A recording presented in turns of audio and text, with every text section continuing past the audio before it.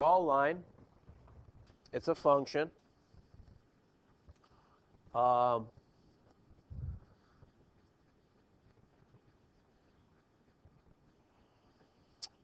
Underneath this, let's go and write increase.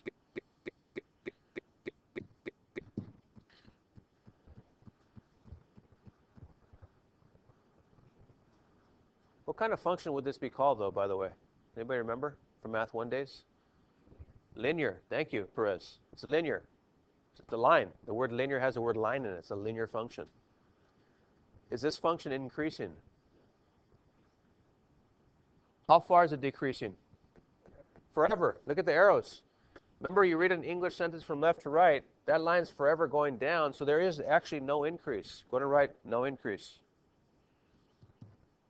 on your notes. Okay, that's review. How about decrease? Describe all the x values where this function is decreasing. Any x value, huh? In other words, any number on the number line, that function is decreasing. Any input that's on the number line for x, that function is decreasing. Another way to write it is put all real numbers. A real number is a number that you can imagine on the number line. There are actually imaginary numbers, and I'm actually going to start those with my Math 2 students next week. The imaginary numbers, and some of you had me, maybe veterans, since you might remember that. But all real numbers means any number you can fathom, that you can fathom on the number line. So that would include fractions, decimals, whole numbers, negative numbers. That's what a real number is. An imaginary number, just a little FYI, not that you really, if you care. An imaginary number would be a number like, what's the square root of -4? If you can tell me the square root of -4 right now, I give your credit slip A+, you're done. You'll be on Larry King Live. You'll be on CNN tonight.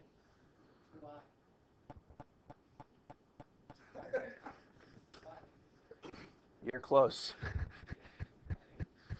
He's close. He's close? Yeah. That's like at least like 2 credits. We'll talk. So there is no such number multiplied by itself that becomes -4. But mathematicians have invented a new number system called imaginary numbers, and Mr. Perez has mentioned it. It's called I. I stands for the square root of -1, but that's another discussion. I mentioned this because you may be asking, why real? What are unreal numbers? What the heck is this? Well, that's an unreal. It's what we call 4i. No, it'd be 2i. Positive and -2i, so you're close. You would have been done with my class. No, just kidding. Actually, I'm not. You would have been. Yeah. That was actually scary. You almost got it. I had to stay a man of my word. All right, so when I say real numbers, I'm talking about numbers you can actually fathom and imagine on the real number line. That's all. So every number you can fathom, that function is decreasing. Now watch this. Here we go. Stick with me. Here's the new learning now, the new conceptual content coming up.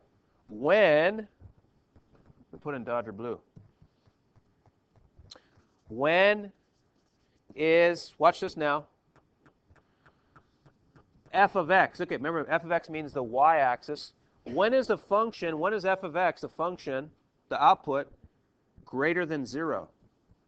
So I'm looking at the y-axis now. When is this function greater than 0? Go and write that down, and let's talk about it. When is f of x? Remember, f of x means the outputs. That's the vertical number line.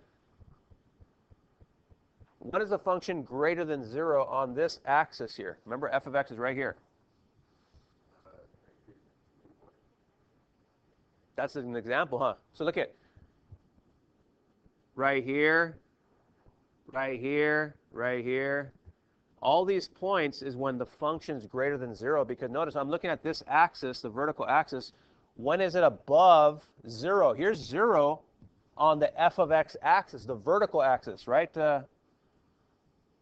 Valverde, are you with me? Phone's away. So when is this function, this linear function, when is it greater than 0? Well, it's right here. I'm going to highlight it in blue. And you're on the right track, Moore. all this right here. All this, the function is greater than 0 for the y values, f of x. So what's in common between all the x values here? So give it to me. They're all more precise. How can I describe all the x values here where the function is greater than 0? Look, here's f of x. This function is greater than 0 where I highlighted in blue, not in red. So what's in common between all these points? Give me the x values. There it is. They're all less than -1. So that's when the function is greater than 0 when, watch this, when x is less than -1. So we're not describing increase or decrease now. We're just describing when is a function bigger than 0 or when is it less than 0, things like that. Not increase or decrease, but it's still the same kind of thing. We're just describing what x's are when the function is greater than 0. And I highlighted in blue. All this part of the function is when it's greater than 0. The f of x is greater than 0. Cool. Someone besides more now. Last one. When is the function, the outputs, less than 0? Someone besides more now. The function that's less than 0, whenever it's less than 0, notice it's in red. Look at it right here, from here to here. What's in common between all the x values there when the function is less than 0? Anybody want to take a stab at that puppy?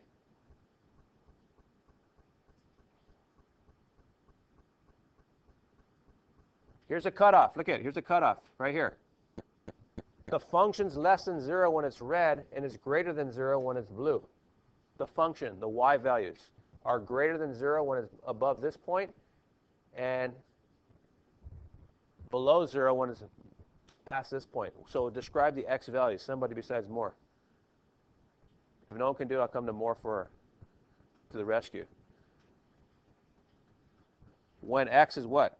Anybody?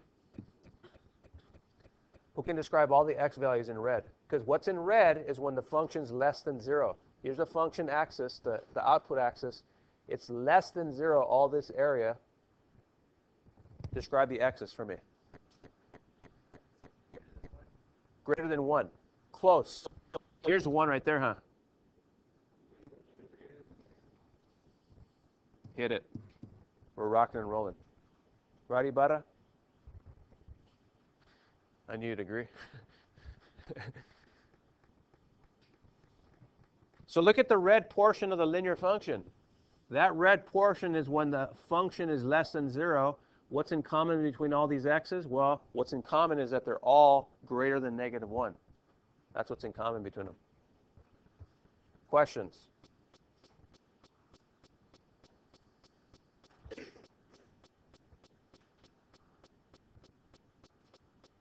By the way, these are questions, huh? When is a function less than 0? When x is greater than -1. That's when it is. When is a function greater than 0? When x is less than -1. That's when it is.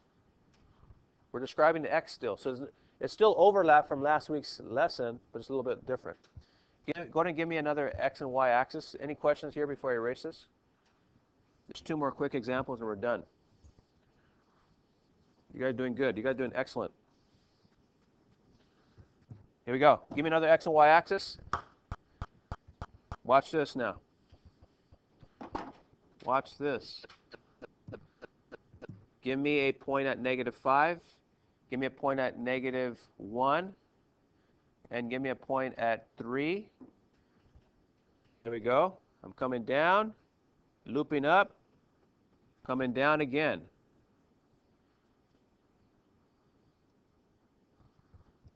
Go ahead and draw that for me. I'll give you about a minute or 2. Notice the x-intercepts. Notice where they're crossing the x-axis. Do that for me on another graph.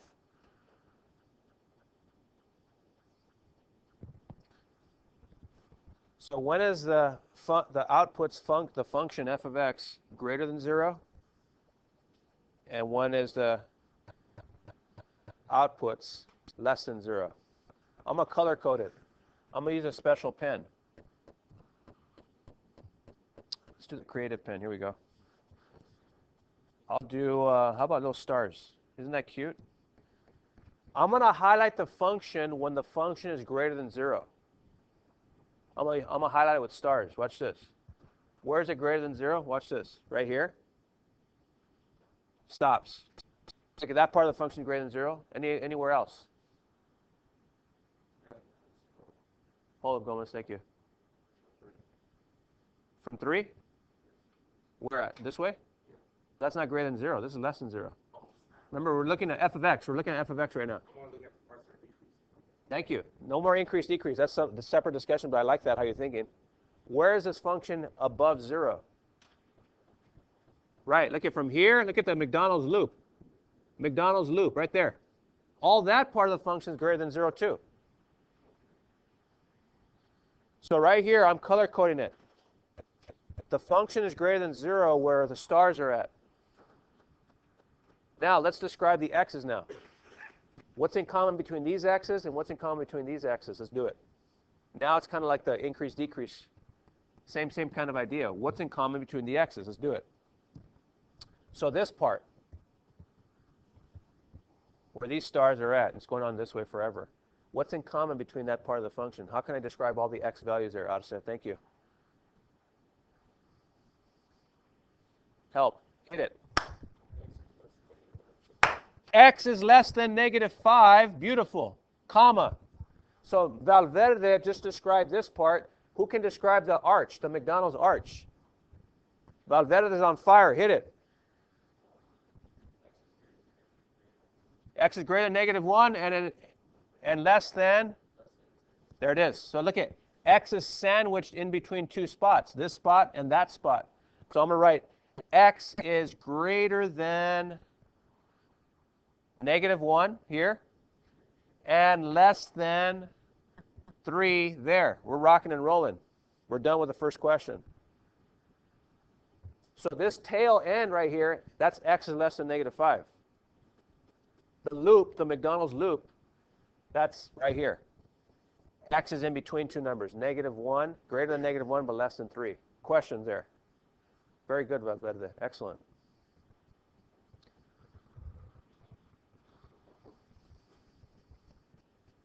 If it's still not clear, stick with me. I'm going to do some more examples. It'll become clear.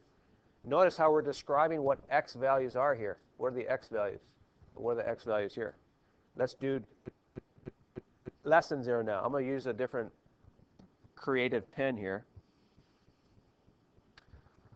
What should I do here? Should I do, let's go hippie days? I'm going to do the hippie spray paint. What's that called again? I forgot. There's a special name for that. There you go. Tie-dye. Tie-dye. Look at. So where is the function less than 0 now? Where's f of x less than 0? It's right here. Look at this loop upside down. Look at tie-dye. And here. It's pretty cool, huh? So tie-dye. So tie-dye is when the function is less than 0. Someone please describe x for me. I'd really appreciate it. Who can describe x for me there? Let's see.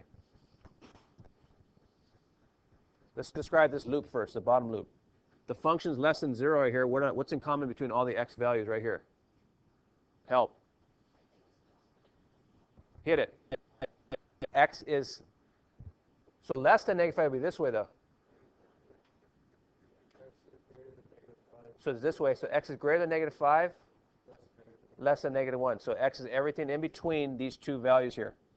So it's greater than -5, but less than -1. There's your first interval. So x is greater than -5 and less than -1, comma. That's the first window, right? Where the function is less than 0.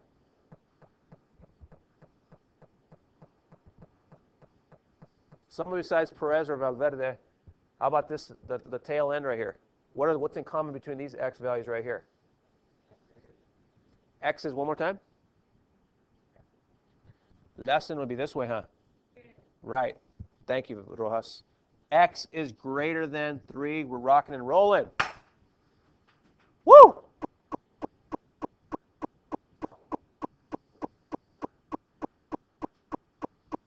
There we go. That's cool, huh? All right, last example is a table talk.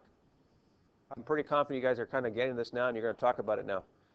Rojas, Moreno, Barragan, and Godinez, Perez, and Gonzalez, Rauda, Valverde, Arce, Ornelas, Moore, Yanez. Here we go. Last one. Example 3. Example 3.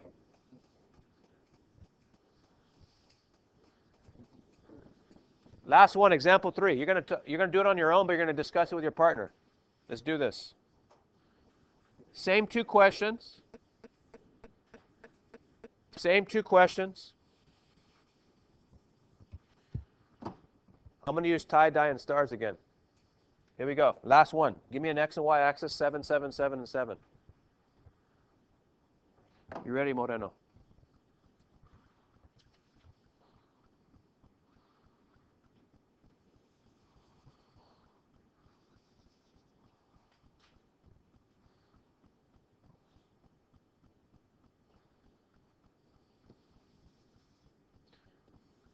Coming down, coming up,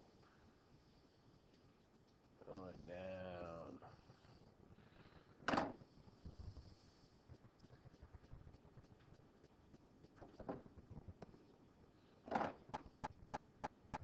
Okay. Let me do my special pen. Here's where it's greater than 0. Boom. There's greater than 0. And then tie-dye, when it's less than 0, the function is less than 0. Boom. And boom. You and your partner discuss it. Raise your hand when you're done. So give me, when is a function greater than 0, and when is a function less than 0? Hit it. You and your partner. Gonzalez, give me the lights. Ibarra, I'm your partner. Hit it. Because you're like knocking out. That's why I didn't assign you. That's cool. So do it on your own, then share your answer with their partner. Table talk. Not yet. Not yet. I want you focused here. Don't worry. Moreno's going to take care of you. Trust me. Moreno knows what's up.